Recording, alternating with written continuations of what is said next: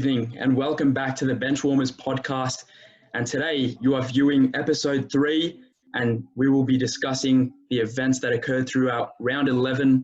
For mine, there were not really many upsets in this round. However, we will still come to you with the biggest events that did occur.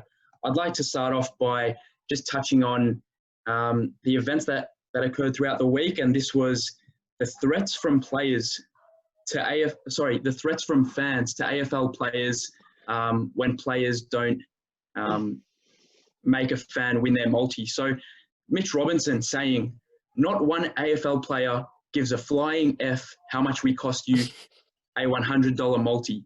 It's a $5 bet, you idiot. If you're struggling with that amount, please don't punt in the first place. Death threats and hope you do your ACL next game. I dare say we won't pay you out either." That's what he said. And a fan has DM'd Dan Butler and said, "I hope you have a career-ending injury after Dan Butler failed to kick a certain amount of goals for this fan to win his multi." Boys, what are your take on this? What's your take on this?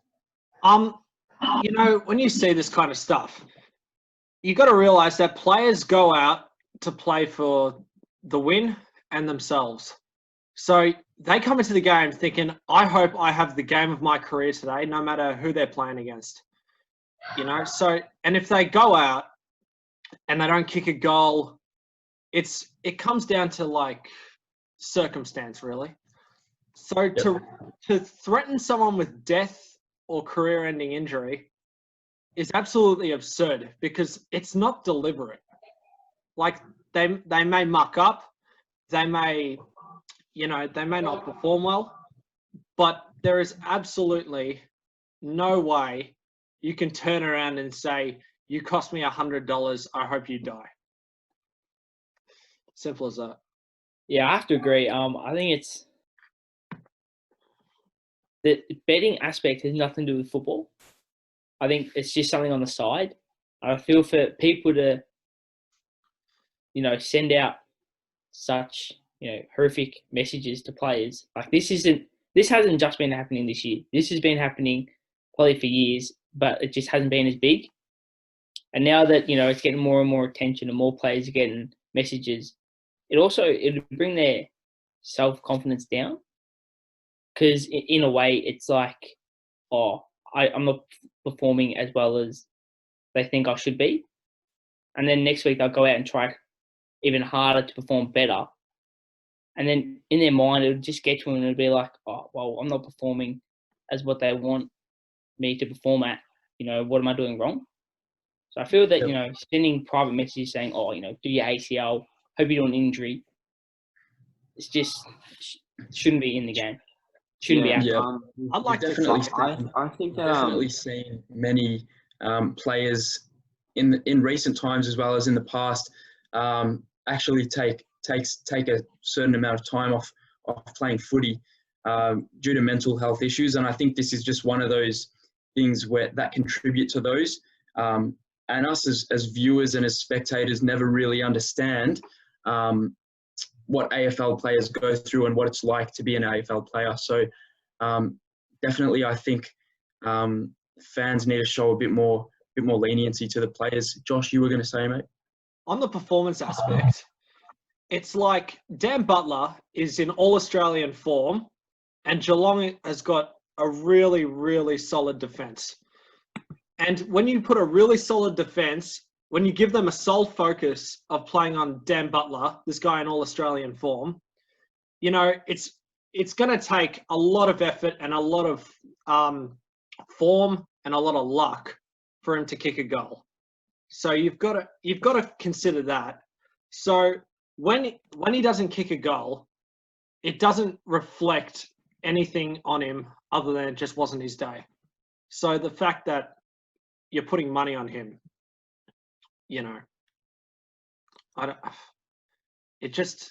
there's no real link between the odds and what's going to happen. Yeah, I think touching on Marwan's point, we don't know what the players go through.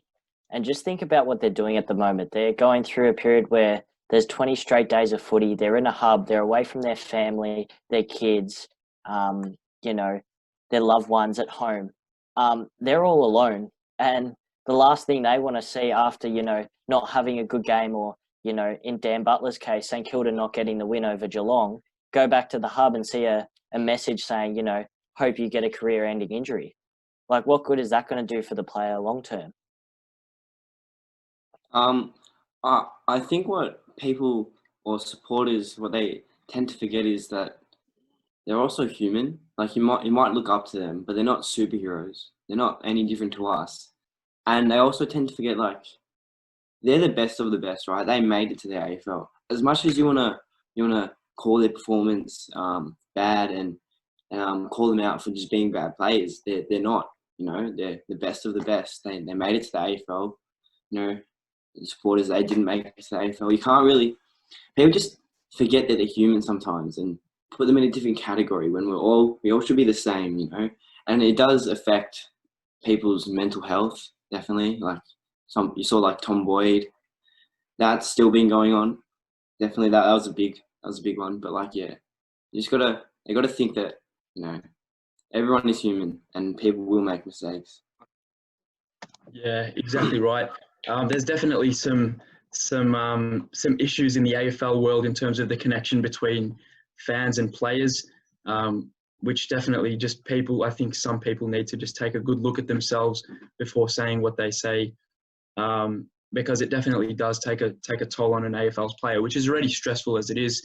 Moving back to footy now, though, I'd like to just ask you boys, what do you reckon? The Melbourne Demons, this sort of was a game that we saw sort of 50-50 for Melbourne and North Melbourne as well. Melbourne actually got over the top of them by 57 points. Yeah, what's your take on that one, boys? James? Yeah, I think that Melbourne are a side that this year have shown that when they're on, they can be a really good side, you know, playing fast footy. But when they're off, they're really bad. But showing against a side that this year haven't really challenged anyone, I feel that, you know, they really, you know, put the foot down and showed how good they can be in glimpses. And I just feel that, you know, they're a side that's, you know, young and upcoming, and when they, you know, gel and get it all together and it's all running smoothly, then I think that they will be a side to watch out for in the years to come. Yeah, I think I agree. But just taking consideration that, you know, that performance, there was no Viney and no Max Gawn. So both Clayton Oliver and Petrarca, who I know Josh is a big fan of, really stepped up and they just put their foot down. And Josh, you probably want to speak about Petrarca now. I, without a doubt, am Christian Petrarca's number one fan, which is really interesting considering how diehard and biased I am towards players like Big Danger and all that. But I've just never, it's been a while since I've seen a player like Petrarca, someone who could, you know, look like he looks like he's unstoppable. You can't tackle him. You try and tackle him and he just sort of squats, brings himself back up. He's got that muscular power and muscular endurance all locked up.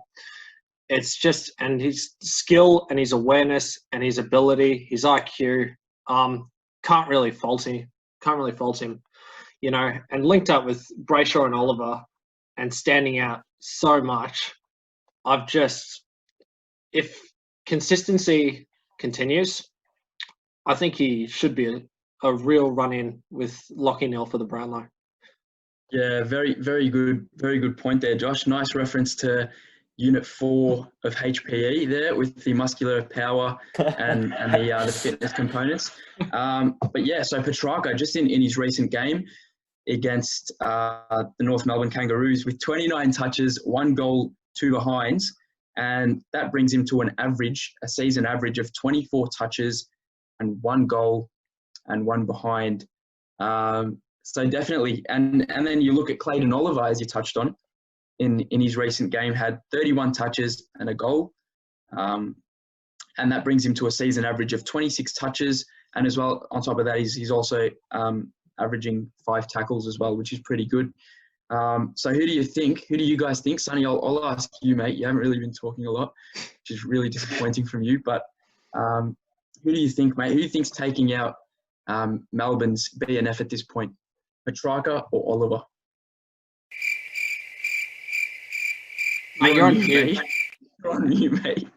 I think that Petrarca has had more 3-vote games, or I don't know how they do their best first, but more bigger vote What about games. Max Gawn? Yeah. Well, I feel like he's stuck under the radar. yeah. I mean, Angus Brayshaw's had an all right season as well. He had 29 and a goal in that game. So, and Clayton Oliver has been tearing it apart recently. I think, well, as we've seen, when they gel together, they're a really good team. They just need to be more consistent. But I reckon Christian Petrarca right now, a bit of an As of 2 underdog. weeks ago, Max Gawn was leading the competition for AFL ranking points. So I But think again, this one game miss might affect that, but I think he's definitely one to keep in mind. Yeah, It's really I definitely hard think work. Melbourne right now are flying under the radar and might be a finals chance for this year. Might be a threat. However, on that, like, what does that performance against Port Adelaide tell us? You know, where they just got absolutely bullied.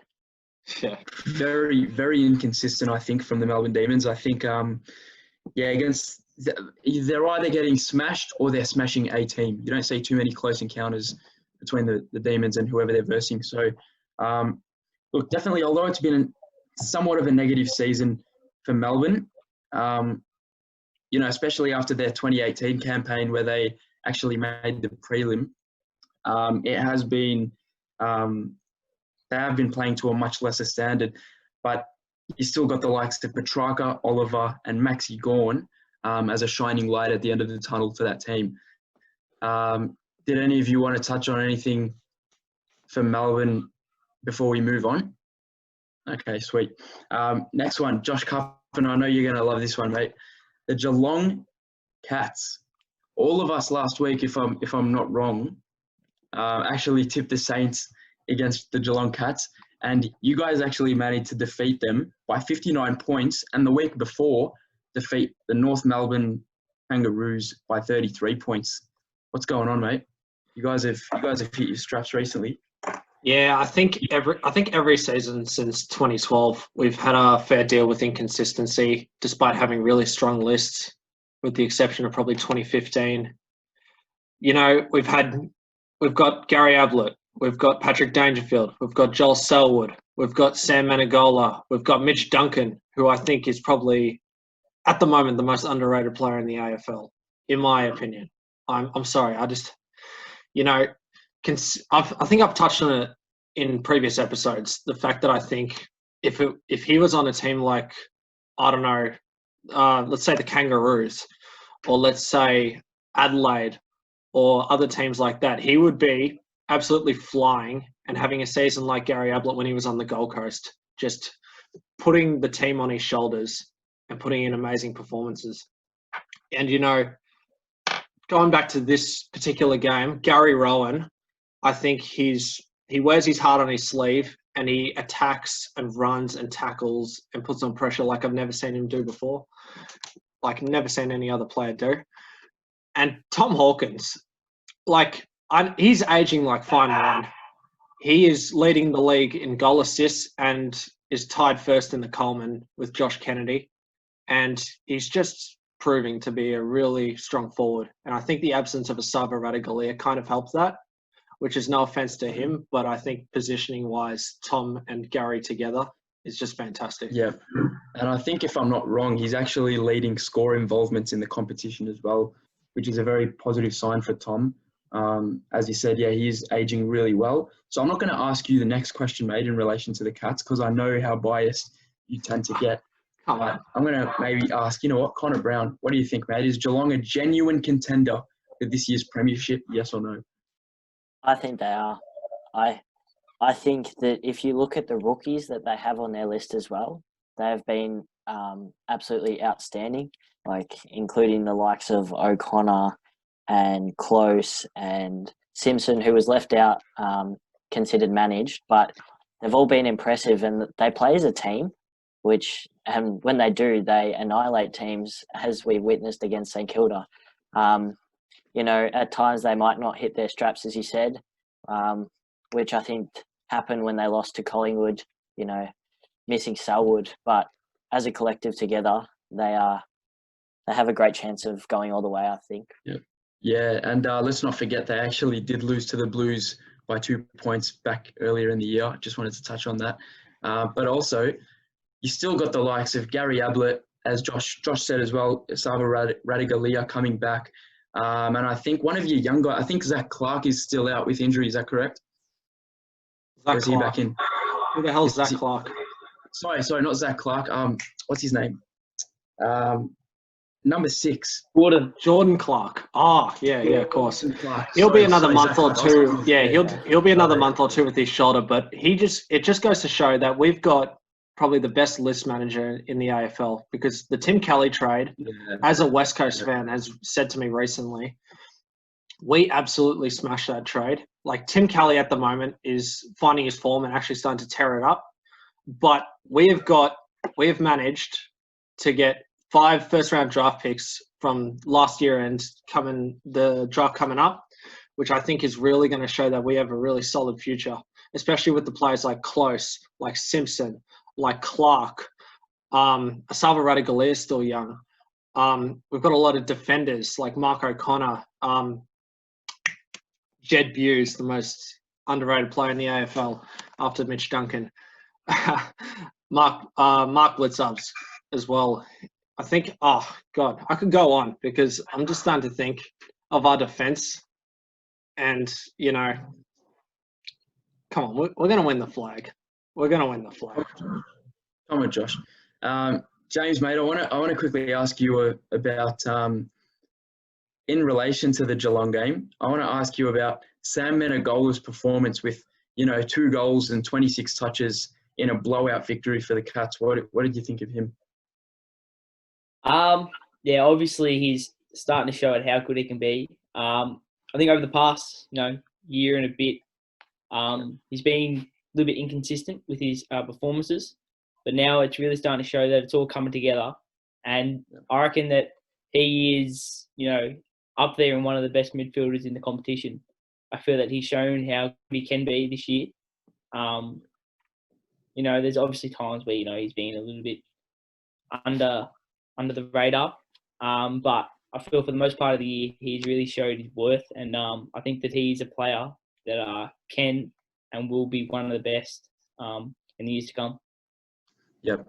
And Josh, just to finish off, I know you're dying to talk about this, but Mitch Duncan, 22 touches and another cheeky goal there on the weekend. Sorry, not on the weekend, during the round against the Saints. What's you know what? Just talk about him. You've got maximum of 15 to 20 seconds. Go for it, mate. Mitch Duncan, for years, since he was the substitute in that 2011 premiership, and he came on, did some fantastic things. And ever since then, he's just built this confidence, like seemingly because he doesn't get talked about. He doesn't get talked about as a really reliable player like Joel Selwood and Patrick Dangerfield, who I think people interpret as carrying the Cats. But he comes out and has just such fantastic performances, and it's just really hard to let him slip by, because he goes to another team and he'll win them a premiership. I'm done, I swear. Marlon, you're on mute, mate. Sorry, mate. You did go over the time limit there, which was very disappointing on your behalf. But we'll make sure it doesn't happen again. I gave you the opportunity, and you've completely took me. You took it for granted, mate. Anyway, let's move on to the players of the week. James, I know you have a special player lined up for your player of the week this week. Let us know who it is. My player of the week is Ollie Wines, Port Adelaide. He had 28 disposals, 22 contested, going at 89% disposal efficiency against a side, Richmond, who, we all thought they were going to show more than what they did when they played. But, for a side that, like Richmond, that came in with a bit of confidence and, had their, steam up a little bit, I feel that for him to have, 22 contested, 28 overall, kick a goal, lead his side. I think he's captain, but lead them to he is. a win over Richmond is what was important for not only him but the club as well. So he's my player of the round. Definitely showed that he can play the game against the Richmond Tigers, which are not an easy opposition to play against. Connor Brown, who's your player of the week, mate? I would say Jack McRae, but I'm going to let Sonny talk about him because I know he's a huge fan of him. So I'm going to say Jordan Ridley. It's one that's it's a bit biased, but if you look at his game tonight, 23 disposals at 91% efficiency with 9 intercept marks. I think the only reason I'm really picking him is because we had no Michael Hurley tonight in the Essendon defence, and he stood up to sort of hold up that back line in what was a very shaky performance. But in the end, we got a draw. Sonny Purdy, give us your spiel about Jack McRae. Look, week in, week out, he's just been racking up disposals. I know a couple people, especially in this podcast, might think he doesn't do anything with the ball. But he had 40 on the weekend. He kicked a goal. He was the only thing that was keeping the Bulldogs in the game. I think that's the most disposals for this year, and shortened quarters as well. 40 disposals is a big effort from him. But I also want to touch on Lachie Neale in the game. He had 36, 1 goal, but he also had 12 clearances and just absolutely dominated the midfield for Brisbane. And look, I reckon he's run away with the Brownlow right now, or he's running away right now. Unless he doesn't get reported, I reckon the Brownlow is his to lose.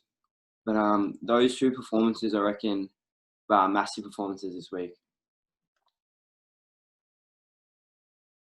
Yeah, mate, definitely. Jack McRae did have an outstanding game against the Brizzy Lions in a blowout victory. But not a blowout, but when the Brisbane Lions did win.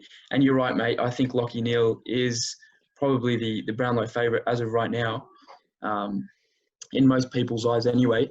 I'm going to hand it over to Josh of who he thinks the player of the week for him was. As much as I'd like to say Sam Menegola or Petrarca or Tom Hawkins, I could not look past Andrew Brayshaw. I remember Connor telling me a couple of weeks ago when we were talking about Supercoach, when Nat Fyfe gets back in the team, it's time to sell Andrew Brayshaw because he's going to fall right back under the rug and it's going to be the Fyfe show again. But he absolutely smashed it against Hawthorn. When mediocre teams have a chance to win, it's players like him that need to step up. And Andrew Brayshaw with 33 disposals, 4 marks, was absolutely brilliant. And he just seemed to be everywhere, doing all the little things, making things happen, and just came together for not a blowout, but they seemed to have that game won from the start, even though it was only a 16-point margin. Yep. Just another honourable mention. I think we'll just touch on Rory Laird for the Adelaide Crows with 37 touches against the Magpies, who are definitely, a force to be reckoned with. And he's taken the load upon himself. He's taken it upon himself to try and help this Adelaide Crows, as he's one of the leaders, to try and get them a victory this year. You got to pay credit to the Adelaide Crows. They did get close to the Pies, but I think they just couldn't hang on in the end. But yeah, definitely 37 touches and 9 tackles should not go unnoticed against the Magpies. Yeah, definitely. That's an outstanding performance. Was there any other players you guys wanted to touch on? Honourable mentions? No? Okay, I nice. think one more. I just want to briefly touch on Travis Boak. Just been fantastic in continuing a consistent season. Also, Dane Zorko, really quickly, 24 disposals, 9 tackles as well. Just those players that seem to fall second to good midfielders in their team. Definitely, mate. Definitely. Very good. Okay. Let's move on now to the tips for round 12. We were pretty accurate last week, bar the St Kilda Geelong game. I think we were pretty pretty accurate with our tipping across the board. So let's go again for round 12 tipping. I'll start off with Sonny Purdy. Who do you think, mate? We got Sydney Swans take on the GWS Giants at Optus Stadium. Who do you think's winning that one? I reckon GWS. They both had it coming off a bye, so they won't be up to their best. I reckon they'll both be a bit rusty, but I reckon GWS for me, 100%. Yep, nice, mate. Okay, James Callaway, what do you reckon? GWS or Sydney? I'm up to go with GWS. Fair enough, mate. Connor Brown, GWS. GWS. Josh Cuppen. Sydney are just really mediocre, so I'm going to go for GWS. Thanks for your input, mate. And I think also GWS as well. Okay, there we go. Next game, Sonny Purdy. Geelong Cats or Port Adelaide Power. This is a very big game. Feel free to talk a little bit on this one. Where's the game at, Marlon? This one's at Metricon, so no one has that home ground advantage. I reckon for me, Geelong. They're in form. Yeah. Port are a very good team. Well, they're both very good teams, but I reckon Geelong might take this one. Okay, nice. Fair enough. James Callaway? I feel like Port Adelaide. I feel like they're a side that's, in hot form at the moment. Yep. Everything seems to be going right for them. They're young players, they're old players, they're all gelling well. And I feel like Geelong aren't at their full best potential. So, yeah, I reckon Port Adelaide will run away with this one. Yep. Connor Brown? I think if Geelong play their best footy, which they did against the Saints, they'll definitely get up on this one. It's a bit of a gut feeling after Port Adelaide playing some good footy, but I'm sticking with Geelong. Okay. Josh Cuppen? Well, I've never seen Geelong play two absolutely outstanding games in a row. And I think as much as we can lock down their forward line, a really strong forward line, I'm going to tip the Power. Wow. Josh, mate, I am shocked. Have you just gone against your own team? That's big from you. Is there a law against that? You are You were a just fake fan, sort of mate. naming the whole list before and how good they were, and then you've just tipped Port Adelaide. But Chris Scott is coach. You are a fake fan. All right, fair enough. Jed That was Hughes. all right. Jed Hughes. And I think, sorry for speaking while you were interrupting. I think Port Adelaide would just get over the top in this one if they play at their best, which they did against Brisbane. Anyway, let's move on. North Melbourne versus Brisbane at Metricon. Sonny Purdy, what do you reckon? Brisbane all the way. Yep. 100%. James Callaway. North. Yeah, you're still talking, mate. I don't know. It's just a one-word answer. I get Brisbane. Brisbane? Okay, nice. Connor Brown. Yeah, Brisbane. Josh Cuppen. Brisbane. Nice. And I'll go Brisbane as well. Melbourne versus Collingwood at the Gabba. Collingwood do have some injuries, and Melbourne did have a huge win against the North Melbourne Kangaroos in round 11. So what do you guys think? This one's being played at the Gabba, as I touched on. Weird game at the Gabba. Yeah. You love that? It's our catchphrase now. It's at the Gabba. Who knows what can happen? Weird game at the Gabba, but I reckon Collingwood for me. Okay. Yep. James Callaway. I need to know if Viney and Gorn are in. Viney will We'll be find out throughout the week, mate. We'll find out throughout the week. If they're both in, I reckon Melbourne win just due to the lack of Collingwood depth. But if they're out, then I'll go with Collingwood. Okay, nice. Connor Brown. I think either way, with or without Viney, I reckon Melbourne can get up, and so I'm going to go with the D's. Oh, okay. Josh Cuppen. I'm very certain Viney's coming back in, and I think Petrarca and Oliver will stand up. It's really up to Brodie Grundy standing up or not. But I still don't think I can see the D's losing this one. So I'm going to go with the Demons. Okay, fair enough, mate. I think I'm going to go with the Pies for this one. So, yeah. Next one, we've got a game at Optus Stadium between the Fremantle Dockers and the Carlton Blues. Sonny Purdy, what do you reckon? It is at Freo's home, but I reckon Carlton will. Yeah, they'll get over the line. Yeah, damn straight, mate. Very good answer. James Callaway? Yeah, I feel like Carlton, did they win on the weekend? Or when they played? We fell short to the Eagles by 22 points in the end. So. Yeah, so I feel like, you guys choked the lead. I feel like if they play 4 quarters of football, based off their last game, I feel like they can easily run over Fremantle. Okay. Connor Brown, what's your take? First things first, Moen, I hope you don't call another draw. Seeing it's your We'll team, see. but I'm going to go with Fremantle on this one. I think if they stick to their guns, I reckon they can run over the top of Carlton. Okay, fair enough, mate. We are not friends for the remainder of this week, mate. I hope you know that. Josh Cuppen, what do you reckon? Carlton all the way, mate. Yes. Okay, good. I'm never going to not back my Blues, so I think the Blues will get over the line against the Fremantle Dockers. Next one, we've got Bulldogs versus Adelaide at Metricon. Sonny Purdy, your doggies, how will they go? Don't tell me how they'll go. Just give me an answer. Yeah, thanks. I reckon it's a danger game for the Bulldogs. Adelaide haven't won yet, but I reckon hopefully we'll get up. I reckon, we'll get up. Fair enough, mate. Okay. So you reckon Bulldogs? James Callaway? I'm going to go Adelaide. Oh. Adelaide? All right. Yeah, I feel like it. Actually, no. I'm going to Okay, never mind. All right. I'm going to go Doggies. Okay.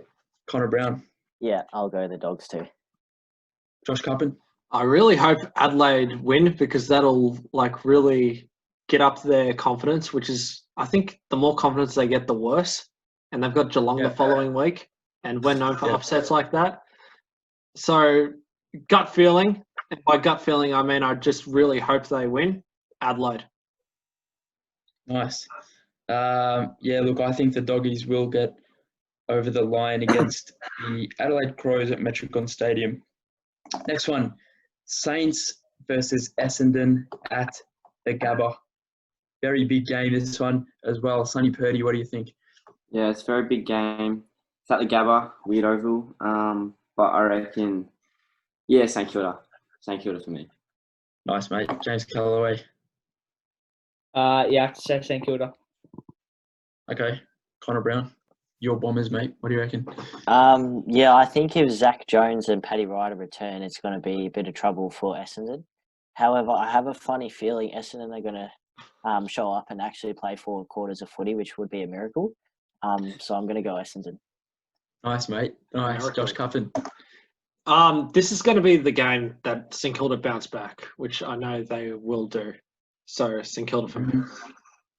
Yeah, I think the same as Josh. I think St Kilda will bounce back this week. Essendon will be also wanting to bounce back after a draw against the Suns, which actually happened tonight. So, look, I don't know. I think the Saints will get over the line. Let's move on to West Coast versus Hawthorn at Optus Stadium. Sonny Purdy. West Coast for me. West Coast for me. Very good. James. Who's playing? West Coast and Hawthorn, mate. West Coast and Hawthorn. Please pay attention. You're on this podcast for a reason. Yep. Yeah, sorry, West Coast. Thanks, mate. Yeah, I'm going West Coast. Nice. Josh Cuppen. I hope West Coast tear them to shreds, but they definitely will win. It's a bit feisty. All right. Nice. And I think West Coast as well. They're just too good at the moment. Let's go to the Richmond Tigers versus the Gold Coast Suns. Also a good game at the Gabba. Weird one at the Gabba. Sonny Purdy. Here we go. Okay. Yeah, because of that, controversial, but I'm going Gold Coast. Okay, Wow. James Callaway. No, I think Richmond will be looking to bounce back off last week's performance, and I feel that they'll be too strong in the end. So, Okay. Richmond. Yep. Connor Brown. Watching Gold Coast performance tonight, I think that on a ground such as the Gabba, Richmond's going to have the upper hand and they're going to make them pay. So I'll go with Okay. the Tigers. Nice. Josh Cuppen. So long do you as think, mate? Richmond focus on the right type of ball handling, I think they'll win. That was, you know what? That was a very good one. I must admit. I also think the Tigers will go over the line against the Gold Coast Suns at the Gabba in round 12. That concludes the footy tipping for round 12. Did any of you guys want to touch on anything before we wrap the podcast on? Any burning questions or things that you want to talk about? Jed Buse. I just want to talk about how fantastic of a Right. defender. How do I mute this guy? He's been annoying me all podcast. Nah. Look, well, thanks for that, Josh. Look, that concludes. Look, if any of you out there viewing this video want to actually sponsor the Benchwarmers, please feel free to DM our Instagram account, which is the.benchwarmers with 2 S's at the end, and we'll get in. You can get in on that. Definitely some Please. profit to be made there. Yeah, if anyone's got contacts with AFL players, we'd really Please. like to have them. Please. We're getting close to players such as Jed Buse and Ahmed Saad, Adam Saad, but we'd really like a bit more depth so we have something to fall back on. Yeah. Yep, Hey, Marlon. definitely. Okay. Marlon. Yeah. Yes, honey. Yep. Mate, right now is not the time. We're actually trying to conclude this podcast. So this has been the Benchwarmers podcast, episode 3, where we talk about the events that happened in round 11 as well as our predictions for round 12. Any sponsors out there, make sure you get in on this team because we're definitely going in the right direction. And we look forward to seeing you guys in episode 4 after the completion of round 12. Thank you very much for watching. Please like, comment, subscribe, and share. Thank you. Have a good one, lads.